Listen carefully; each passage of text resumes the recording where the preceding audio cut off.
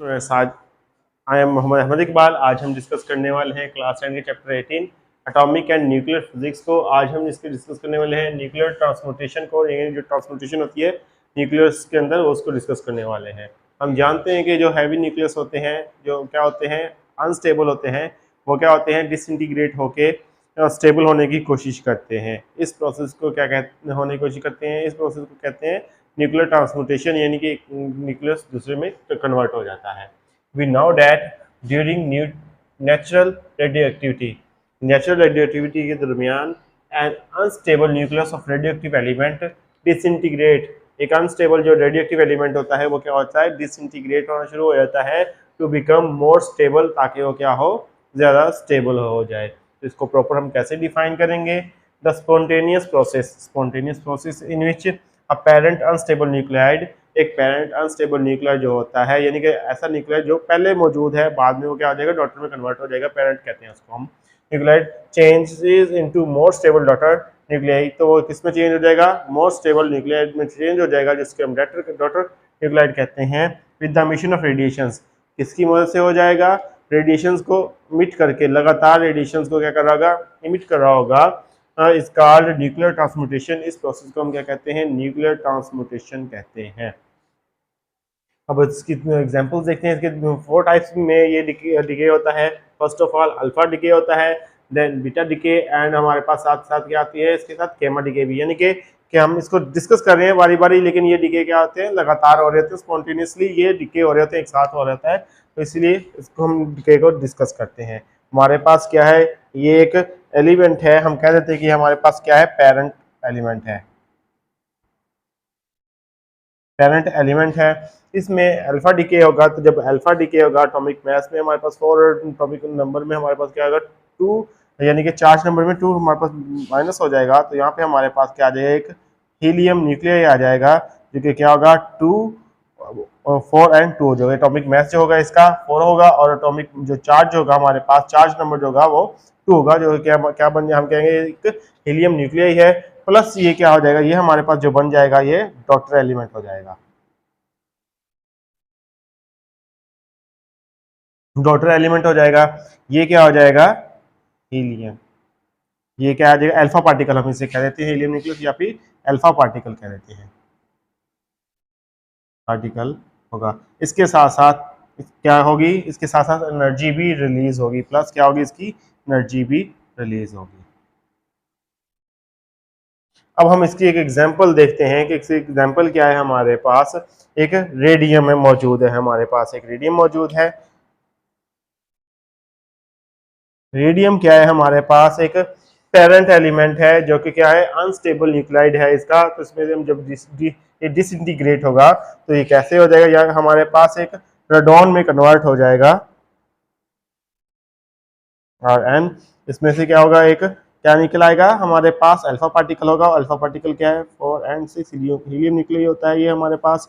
तो ये क्या बन जाएगा, हमारे पास 222 बन जाएगा ये हमारे पास, और 82 में से निकलेगा, ये क्या आ जाएगा, 86 आ जाएगा।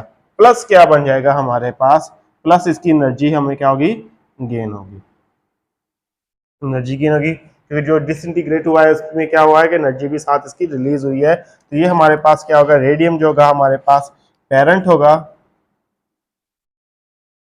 और ये जो रेडॉन होगा हमारे पास, ये क्या होगा, डॉटर होगा, डॉटर एलिमेंट होगा हमारे पास है, डॉटर न्यूक्लियाइड होगा, जिसे जैसे कि हमने ये डिस्कस किया था कि पेरेंट अनस्टेबल न्यूक्लियाइड से स्टेबल डॉटर न्यूक्लियाइड में क्या हो जाएगा, कन्वर्ट हो जाएगा। ये हमारे पास क्या हो जाएगा, डॉटर में आ जाएगा। ये क्या आ जाएगा, हमारे पास अल्फा पार्टिकल आ जाएगा, प्लस क्या आ जाएगी, इसकी एनर्जी जो रिलीज हो रही होगी वो इसके साथ आ जाएगी। इस तरह ये हमारे पास क्या होगा, ये अल्फा डिके हमारे पास हो रहा होगा। आगे हम डिस्कस करते हैं बीटा डिके को। बीटा डिके में क्या होता है, हमारे पास है एक इलेक्ट्रोड क्या होता है, इसमें से डिके होता है, तो वो ये हमारे पास क्या बन जाता है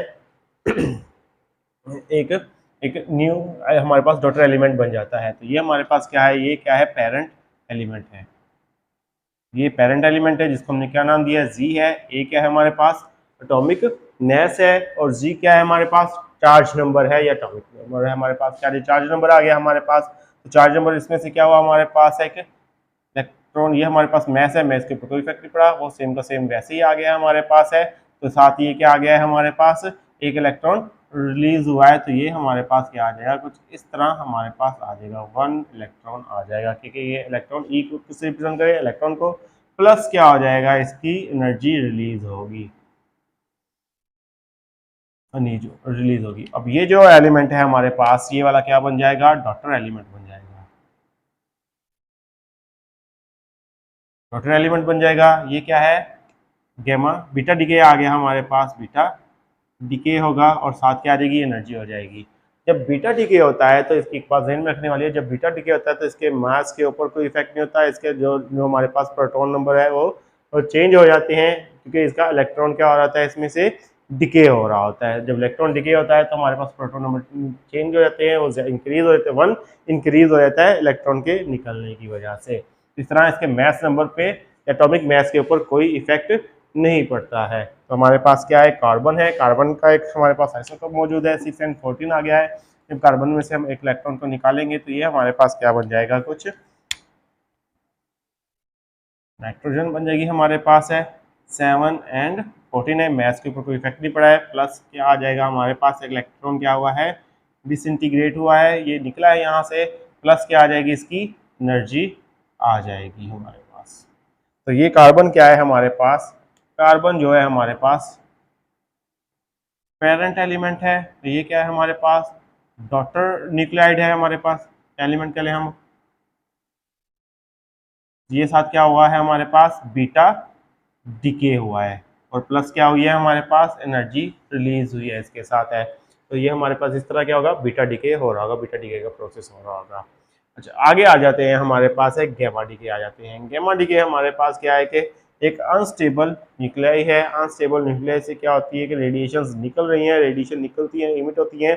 तो गैमा है, गैमा के ऊपर हमने देखा था प्रीवियस लेक्चर में कि इसके ऊपर कोई चार्ज नहीं होता है, तो ये जस्ट एक रेडिएशंस होती हैं जो इसमें से निकल रही होती हैं। तो ये क्या होता है कि रेडिएट होके एनर्जी को रेडिएट करके अपनी स्टेबल हालत में वैसे का वैसे आ जाता है। तो ये कुछ इस तरह हमारे पास आ जाएगा कि ये हमारे पास, ये क्या आ जाएगा, इसकी एनर्जी जो होगी रिलीज हो गई है, तो सेम का सेम एलिमेंट हमारे पास वैसे का वैसे आ जाएगा, प्लस क्या आ जाएगा, गैमा रेज इसमें से निकल रही होंगी हमारे पास, तो ये गैमा रेज होंगी। इस तरह हमारे पास क्या आ जाएगा, ये डिसइंटीग्रेट हो जाएगा, गैमा रेज डिसइंटीग्रेट होने के साथ प्लस क्या आ जाएगी, इसकी एनर्जी जो होगी हमारे पास रिलीज हो रही होगी। इस तरह जैसे कि कोबाल्ट 60 है, कोबाल्ट 60 क्या है, एक रेडियो एक्टिव हमारे पास एलिमेंट, अनस्टेबल न्यूक्लाइड है, इसको अनस्टेबल किया गया है।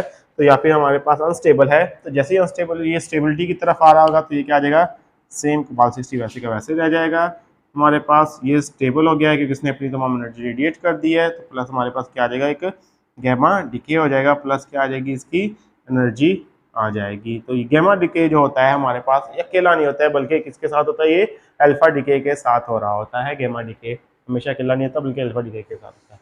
इस तरह ये क्या होता है कि न्यूक्लियर ट्रांसम्यूटेशन होती है, यानी कि ये डिकेज हमारे पास ऑकर हो रहे होते हैं। ये था हमारे पास स्टूडेंट्स आज का लेक्चर, आई होप समझ आई होगी। आज के लिए इतना काफ़ी है। अल्लाह हाफिज़।